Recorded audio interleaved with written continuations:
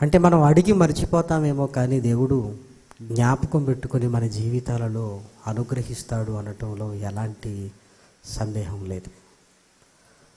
అందులో ఈరోజు అన్నప్రసన్న ఈ ఆరాధనలో జరిగించుకోవడానికి ఓ చిన్నారి ఎదురు చూస్తుంది. ELISA Sasha. మొట్టమొదటిగా ఆ పాపను చూసినప్పుడు నా హృదయంలో కలిగింది ఏంటంటే, కొన్ని వందల సార్లు నేను ప్రార్థన చేసింది ఈ పాప కొరకేనా అనిపించింది. కొన్ని వందల సార్లు. అంటే దేవుడు ఆయన ఇవ్వబోతున్న, ఆయన చేసే కార్యాలు అర్థం చేసుకునే స్థితి మనకు ఉండాలి తప్ప, నిజంగా ఆయన ఏమైనా చేయగలడు అనడానికి ప్రత్యక్ష సాక్ష్యం. గర్భఫలాలతో అందరూ వారి ఇళ్లల్లో ఉంటే, మరి అన్నప్రసన్న కొరకు ఈరోజు మన ఆరాధనలో భాగంగా ఎలీసా సాషా మన దగ్గర ఉంది. ఎలీసా సాషా ఎవరు కూతురో కాదు, సుధాకర్, అదేవిధంగా అపరంజని దంపతులు. సుధాకర్ గారు మన ఆధ్యాత్మిక సెమినార్లో ఒక భాగం, యవనస్తుల కొరకు ప్రత్యేకమైన తరగతులు తీసుకుంటున్నారు. సుమారు 2 సార్లు వాయిదా పడింది. అన్నప్రసన్న చేయండి అన్నప్పుడు 2 సార్లు వాయిదా పడింది. ఇంతకంటే శ్రేష్టమైన సమయం ఏమీ లేదు. దేవుడు ఇది నిర్ణయించిన సమయముగా నేను భావిస్తూ, దయచేసి సుధాకర్ అన్నయ్య దంపతులు ఎలీసా సాషాను తీసుకొని ముందుకు రావలసిందిగా కోరుతున్నాను. ఎందుకంటే దేవుడు తన బిడ్డలు ఆశపడాలే తప్ప ఆశ తీర్చగల దేవుడు అనడానికి బెస్ట్ ఎగ్జాంపుల్ ప్రియమైన దేవుని పిల్లలారా. నిజంగా కొన్ని వందల కిలోమీటర్లు, సుమారు 5:30 గంటలకు కారులో వాళ్ళు బయలుదేరారు. ఇంచుమించు 5 గంటల ప్రయాణం. నెలల పాప. ఎందుకు అంటే, ఇంతకంటే శ్రేష్టమైన సమయం లేదు మన జీవితాలలో, ఇక్కడే జరగాలి అని వారు కోరుకున్నారు. కొత్తపల్లి సంఘ కాపరి గారు సుధాకర్ గారు.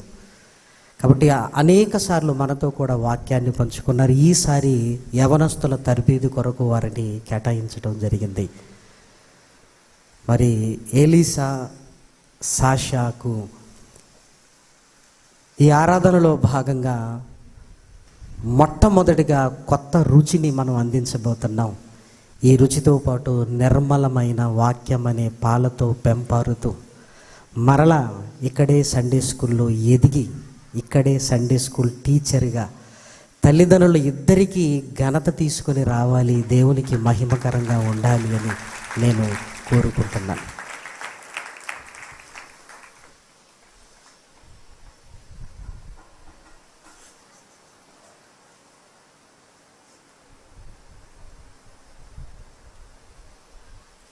చిన్న ప్రార్థన చేస్తాను. మహాగణుడు అయిన మా కన్న తండ్రి నాయన, నీ కార్యములు ఎన్నెన్ని విధములు నాయన.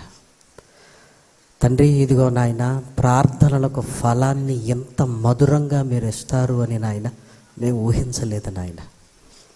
తండ్రి, ఇదిగో నీ పిల్లల కుటుంబంలో సందడిని కలిగించారు, నీ పిల్లల కుటుంబంలో ఆనందాన్ని కలిగించారు, నీ పిల్లలకు నాయన ఒక బాధ్యతను అనుగ్రహించారు.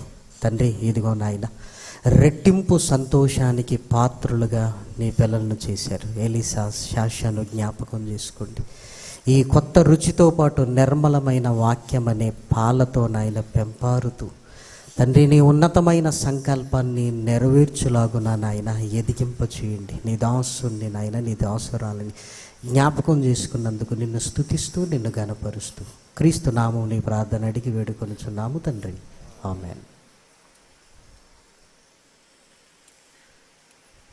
దేవుని నామానికి స్తోత్రము కలుగును గాక.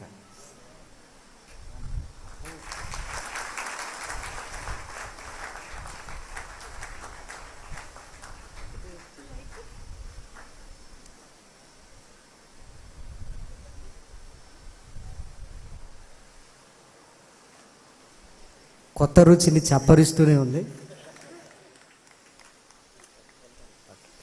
దేవుని నామానికి స్తోత్రము కలుగును గాక. చిన్న ప్రార్థన చేసుకున్న వాక్య ధ్యానంలోనికి మనం వెళదాం.